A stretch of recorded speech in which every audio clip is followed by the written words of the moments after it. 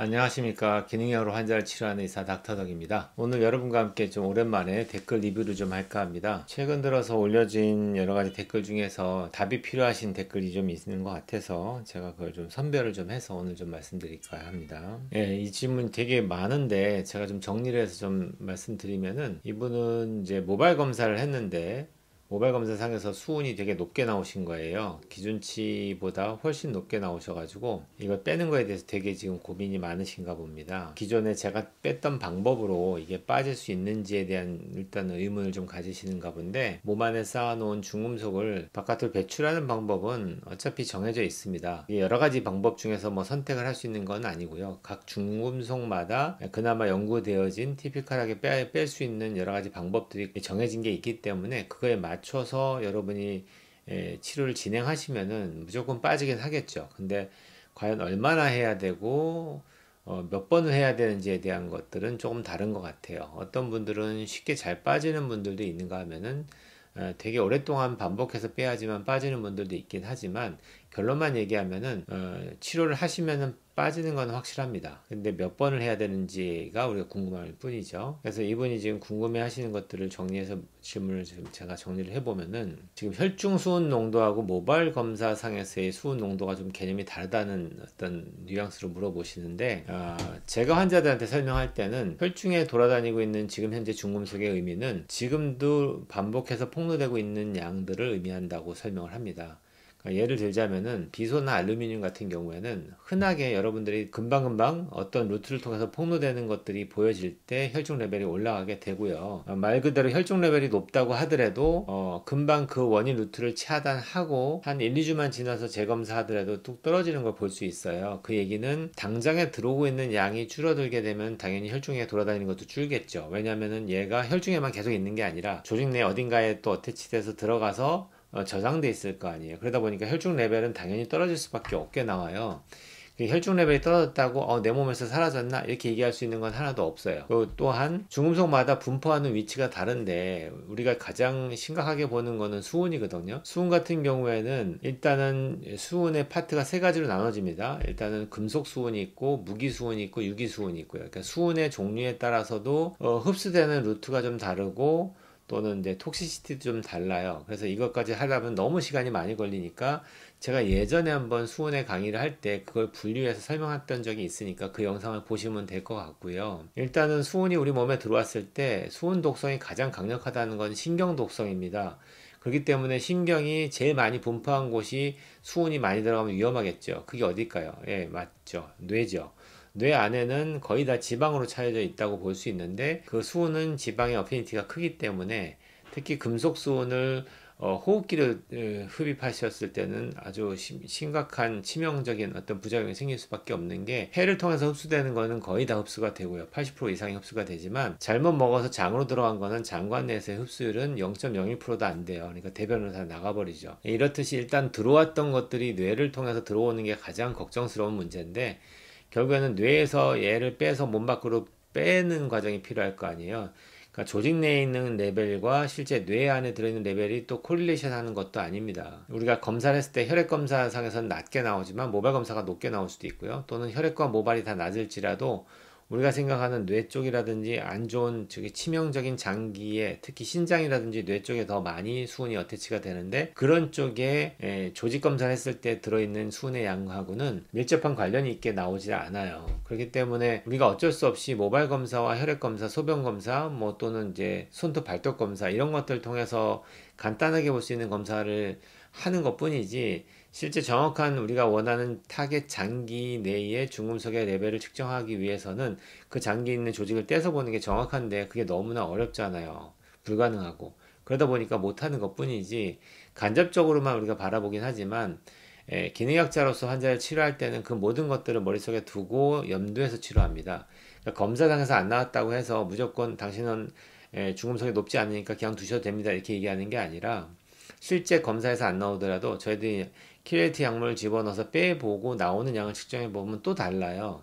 혈액 검사에서는 전혀 별로 높지도 않은데 소변 검사를 해보면 무지막지하게 나오는 게 보이거든요. 그러니까 그것만 해도 우리 몸에 어딘가에 쌓아놓은 양들이 어마무시하게 많다는 얘기죠. 그래서 여러분들 중에서도 중금속에 관심이 좀 있다면은 한 번 정도는 킬레이션을 받아보시고 소변으로 빠져나가는 중금속의 양을 측정해보는 걸 권하고 싶어요. 그럼 보시면 놀라실 거니까요. 그래서 일단 두 가지 개념이 좀 다르다는 거 좀 이해를 하시는 건 맞을 것 같고요. 그 다음에 DMPS랑 DMSA랑 병행해서 되는지, 그러니까 당연히 병원에서는 킬레이션 약물을 이용해서 치료를 하실 건데 이걸 하면서 집에서는 DMPS나 DMS를 먹는 거 저는 같이 할 수 있다고 생각합니다. 그 다음에 비타민C, 셀레늄 등 같이 최대한 뽑아내야 하는 건지, 뽑아낸다는 표현이 좀 그런데 비타민C는 그 C 자체도 뭐 킬레이션에 효과가 있다 이렇게 얘기하는 경우도 있긴 하겠지만 티피컬하게 비타민C만 투여해서 과연 킬레이션이 되느냐, 그거는 좀 의문적인 문제가 좀 있을 것 같아요. 그 대신 셀레늄은 연구가 돼 있어요. 셀레늄은 얘를 몸 안에 쌓여져 있는 수은 같은 경우를 셀레늄이 어태치해서 바깥으로 빼주는 개념은 없고요. 그 수은 독성 자체를 중화시킨다는 개념이 제일 강합니다. 그래서 셀레늄이 수은하고 딱 결합을 하게 되면은 수은 독성이 떨어져요. 그러니까 그렇게 해서 얘를 내 몸에 구석구석에 박아 놓는 거죠. 독성 없는 걸로. 어쩔 수 없으니까. 바깥으로 빼기가 너무 힘드니까. 어떤 경우는 이렇게 간접적으로 볼 수도 있는데 혈액 검사를 했더니 혈액 검사상에서 셀레늄 레벨이 너무 떨어졌다, 이렇게 나오는 경우라면은 그거 하나만 보더라도 이 사람이 지금 수은에 많이 지금 폭로되어 있을 수도 있겠다, 이렇게 우리가 간접적으로 볼 수도 있겠죠. 그 다음에 비타민 D 파트에 올리셨는데 이분도 되게 공부를 많이 하셨나 봐요. 내용을 좀 읽어보면은 자가면역 질환을 이겨내려면 장노수증과 비타민 D를 고농도로 먹어야 한다는 말씀에 크게 도움을 받았습니다. 근데 이론적으로 봤을 때 비타민 D가 여전히 부족하더라도 장노수증을 해결하려면 염증성 질환도 낫게 될까요? 이 질문에 대해서는 만약에 염증성 장질환이 자가면역 계통에 관련된 메커니즘이 일어난 거라고 한다면은 저라면은 쉽지 않을 것 같아요. 내 몸의 면역 시스템과 함께 바이러스 면역도 억제하지만 자가면역 질환의 그런 언스테이블한 상태도 호전시키는 역할을 하거든요. 그러니까 당연히 비타민 D가 되게 중요한 역할을 하는데 이걸 굳이 부족한 상태를 두고서 장노수증을 해결하려고 노력한다? 이게 생각 자체가 저는 이해가 안 되거든요. 그렇게 쉬운 비타민 D는 서플라이만 해줘도 정상화될 수 있는 건데 그 정상화될 수 있는 것들을 굳이 안 하고서 다른 것만 하면서 그걸 보려고 하는 게 이게 과연 올바른 생각일까요? 장벽이 촘촘해져서 혈액 내로 독소가 들어오지 않게 할 수만 있다면 비타민 D를 고농도로 섭취해야 할 이유가 사라지는 건지, 비타민 D가 조금 부족해도 상관없는 건지가 궁금합니다. 뭐 학자로서의 궁금증을 가질 수 있다라고는 생각하겠지만 저라면은 임상실험적으로, 그러니까 환자를 치료하는 입장에서 이런 생각은 절대 할 수가 없는 얘기입니다. 본인이 만약에 이렇게 아픈데 그 아픈 환자를 비타민 D 레벨을 조절해 가면서 다른 것들을 치료하려고 한번 테스트 해보겠다? 이게 말이 안 되잖아요. 저라면은 최선의 방법으로 환자를 치료하려고 노력하지 굳이 비타민 D의 펑션을 보기 위해서 얘를 조절해 가면서 환자가 어떻게 되는지 관찰하고 싶은 생각은 1도 없습니다. 장노수증과 여러 비타민을 잘 보충해야겠지만 단순히 학문적으로 봤을 때 장노수증과 비타민 D의 부족의 선후 관계가 어떻게 되는 건지 큰 그림을 이해해 보고 싶어서 여쭤봅니다. 그러니까 질문 자체는 아주 학문적인 질문을 하신 건데 저라면은 비타민 D의 개념을 좀 더 공부를 좀 많이 해보시면은 비타민 D를 이게 이해가 된 상태라면은 굳이 이런 고민은 안 하실 수 있을 것 같아요. 비타민 D 같은 경우는 환자를 치료하다 보면은 거의 약방의 감초 개념으로 얘는 무조건 스테이블하게 만들어 주기 위한 노력을 할 수밖에 없어요. 기능의학자는 이게 갖고 있는 여러 가지 일들이 너무 많기 때문에. 그래서 얘를 비타민이라고 얘기 안 하고 호르몬이라고 얘기하잖아요. 우리가 호르몬 레벨이 스테이블하게 잘 조절돼야지 그 모든 시스템이 잘 돌아가니까. 하다못해 당 조절부터 시작해서 혈압 조절까지도 다 영향을 주거든요. 이 모든 것들을 하는 그 시스템의 코어 역할을 하는 비타민 D를 굳이 이 레벨을 정상화시키지 않고, 지금 말씀하신 고용량이라는 개념도 그 환자가 지금 현재 결핍된 상태이기 때문에 얘를 높이기 위해서 고용량을 먹는다는 얘기지 정상인 사람한테 고용량을 더 준다는 얘기가 아니잖아요. 그러니까 착각하시면 안 되고 일단은 내 몸에서 펑션을 제대로 할 수 있는 비타민 D 혈중 레벨을 만드시는 게 가장 중요한 개념이 될 것 같습니다. C5 파트에 올리셨는데 선생님 C5 치료를 하는데 유산균이 브레인 포고를 유발한다는 얘기가 있던데 이 부분도 다뤄주셨으면 좋겠을 것 같습니다. 이것도 오해할 수가 있는데 유산균이면 여러분들이 다 좋은 걸로 알고 있잖아요. 유산균을 먹는데 어떻게 브레인 포가 더 생기죠? 그건 말이 안 되는데 실제로 장내에서 어떤 유산균 같은 경우에는 디락테이트라든지 이렇게 젖산 같은 것들을 더 많이 분비하는 유산균이 있어요. 그러면 그게 우리 몸에서 더 많이 증식할 때는 그 젖산도 우리 몸에 흡수가 됐을 때는 지금 이런 브레인 포골 증상을 유발할 수 있거든요. 그런 의미에서 이 말이 흘러나왔을 거예요.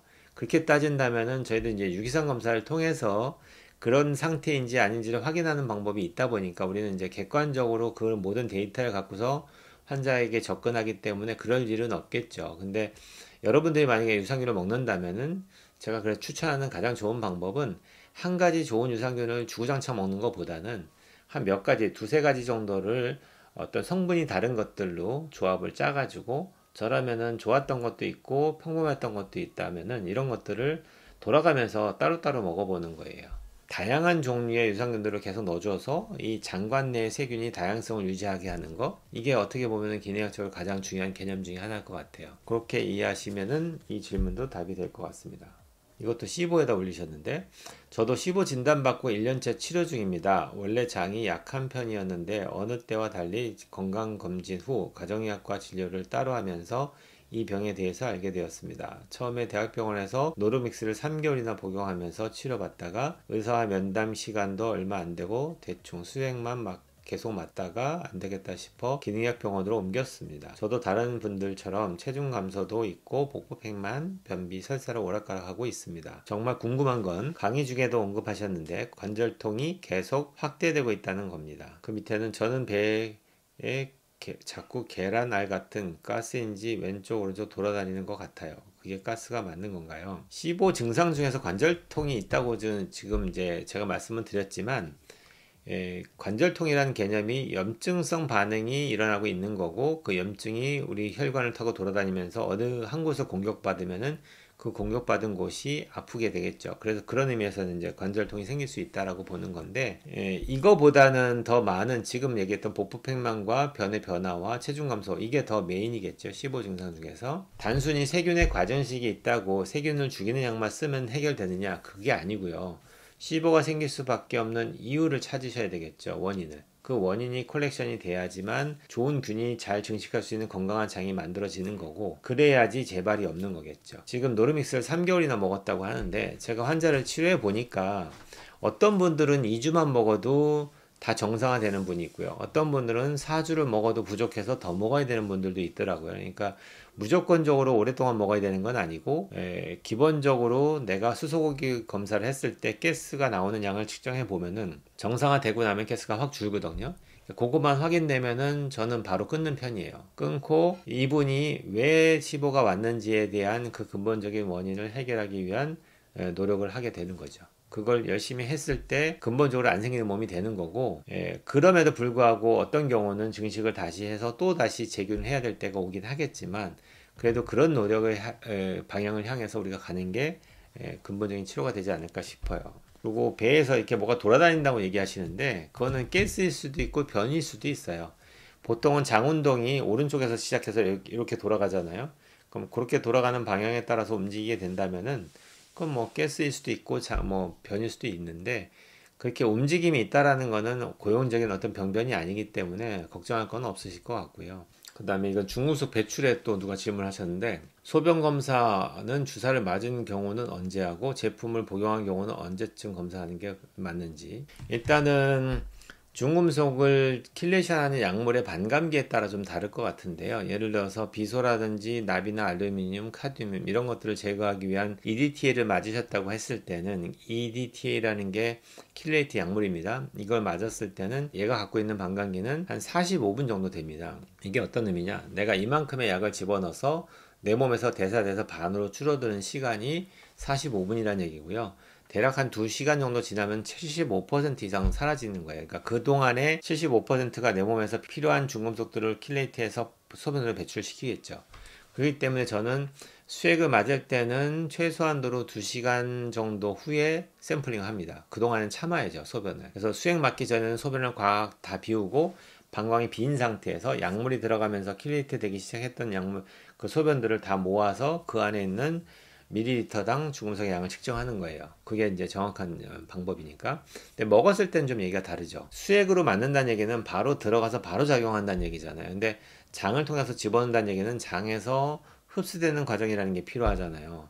그러니까 소장하고 위장하고 소장을 거쳐서 흡수가 돼야 되는데 그 과정만 해도 1시간 이상이 걸릴 거란 말이에요. 그러니까 천천히 흡수가 될 거고 천천히 빠져나갈 거기 때문에 경구제로 빠져나가는 거 정도 같은 경우에는 저라면은 한 4-5시간에서 한 6시간 후에 해도 됩니다. 일단은 약을 먹고 비타민 물을 계속 마시면서 한 4-5시간 후에 나오는 소변을 측정해서 검사를 보내셔도 될 것 같고요. 이거는 솔직히 환자가 고민할 얘기는 아닌데 이분이 지금 의사인지는 모르겠어요. 의사분이나 이런 고민을 하지 일반적인 사람이 이런 고민하면서 질문하는 경우는 거의 못 보는데, 질병의 발병 원인은 무엇일까요? 라고 해서 올린 제 영상에 댓글을 다셨는데, 마그네슘 혈중 검사에서 칼슘은 9.9, 마그네슘이 2.3이 나왔다고 합니다. 수치가 정상인데도 불구하고 말레이트 마그네슘 복용을 하니까 피로도와 스트레스가 개선되는 것 같아서 단순 기분인 건지 또는 혈액검사 수치랑 건강에 관련된 기준이 다른 건지 궁금한데 이거 좀 말씀해 달라고 하시네요. 실제로 항상 내가 강조하는 게 비타민하고 똑같습니다. 비타민도 혈중에 돌아다니는 레벨이 정상이라고 해서 여러분이 실제로 모든 대사가 일어나는 게 혈액에서 더 일어나는 게 아니잖아요. 세포 레벨이잖아요. 그러니까 혈액에서 세포로 들어간 다음에 그 세포 내에서도 또 다시 미토콘드리아도 들어가고 핵으로 들어가고 여러 가지 세포 내에서도 들어가는 관문이 되게 많은데 이 모든 관문을 거쳐서 그것이 대사가 일어나는 곳이 따로 있단 말입니다. 그쪽에 필요한 코팩터들이 다 충분하게 있어야지 대사가 잘 일어나는 거지, 혈액에 돌아다니는 레벨이 정상이라고 정상이 아닌 거예요. 그렇기 때문에 혈액 검사를 저희들도 가끔은 하지만 이거는 어떤 정말 질병이라고 얘기할 수 있는 독특한 질병의 전해질 밸런스가 무너지는 것 정도를 체크하기 위한 거지, 실제 펑셔널하게 지금 내 몸에 마그네슘이 충분하게 있냐 없냐를 확인하기 위해서 혈액 검사를 하는 건 아니에요. 이것도 그렇게 이해하시면 당연히 지금 본인이 느끼는 증상이 호전이 되는 이유를 아시겠죠. 혈액 레벨은 문제가 없지만 조직 레벨이 부족할 때 마그네슘을 넣어줘서 그 마그네슘이 잘 세포 레벨로 들어가서 에너지 대사를 돌아가는 데 있어서 도움을 준다면 당연히 피로도 덜해지고 몸도 건강해질 수 있겠죠. 근데 이분이 몸 상태가 좀 안 좋긴 한 것 같아요. 코티졸 오전 레벨이 8이면은 나쁜 상태는 아닙니다. 근데 남자일 경우에는 저 같으면 한 10에서 15 사이를 정상으로 보는 편이고요. 8 정도면은 아직 저희가 인터벤션이 들어갈 정도의 상태는 아니신 거예요. 더 떨어지면은 저희들이 좀 도와드리기도 하고요. 호모시스테인 수치가 12.7이면 얘는 좀 높은 거고요. 10 이하로 관리하려고 노력하시는 게 좋겠고요. T3는 얘가 토탈 T3인지 프리 T3인지 표시가 없는데 얘가 토탈 T3라고 한다면 0.65면 많이 낮은 거고요. 그렇다면은 갑상선 기능은 한 번 더 정밀 검사를 하시는 게 좋겠고요. 비타민 D가 25면은 이것도 되게 낮은 거죠. 결핍까지는 아니더라도 저희들이 권하는 레벨이 혈중 레벨이 한 50은 되니까 반밖에 안 되는 겁니다. 그 다음에 철분이 468이면 이게 페리틴일 것 같은데 이것도 많이 높은 겁니다. 페리틴도 정상적으로 한 100에서 150 사이 정도 이하는 유지를 하는 게 저는 좋다고 얘기하는 편이고요. 이렇게 되면 가장 좋은 거는 헌혈입니다.